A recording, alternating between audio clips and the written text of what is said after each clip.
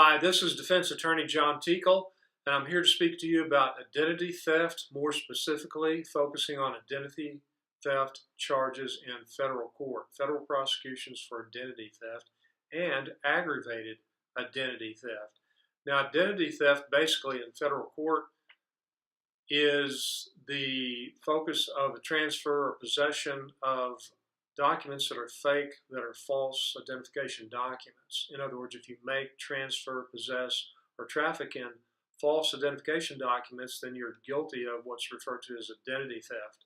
Now, there are state charges, state statutes that have somewhat similar charges and somewhat similar wording, but for focusing on federal cases, it's basically any false identification document where you make, transfer, possess, or traffic. You can be prosecuted and convicted for any of those things. As it relates to the identification documents, basically and commonly you'll find that those documents are Social Security cards, Social Security numbers, or state driver's license numbers, credit cards or credit card numbers, or birth certificates. Anything that is identifying information that is sensitive that you don't want anyone to have. And of course, the reason that those are used or transferred or sold are that they can be used to try to obtain approval for something, or you can buy something using those identification documents, or you're trying to sell the identification documents to someone else who can use them for one of those purposes. Now, also in federal court, there is what's called an aggravated identity theft charge.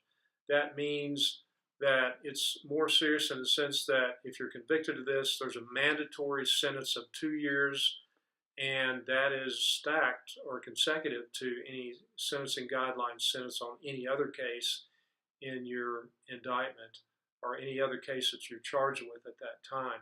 Aggravated identity theft is where you have identification of another person, a legitimate identity, and you're using it or trying to use it or intending to use it in relation to some fraud or false statement or a passport or citizenship document, and you use it, you possess it simply, or you transfer it to someone so they can try to use it for this purpose.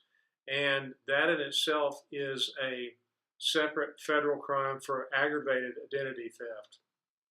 And you have, again, credit card numbers, credit cards, state driver's license, Social Security numbers, which are very common as far as what the documents that are used that are the basis for these charges. Again, this is Attorney John Teakell.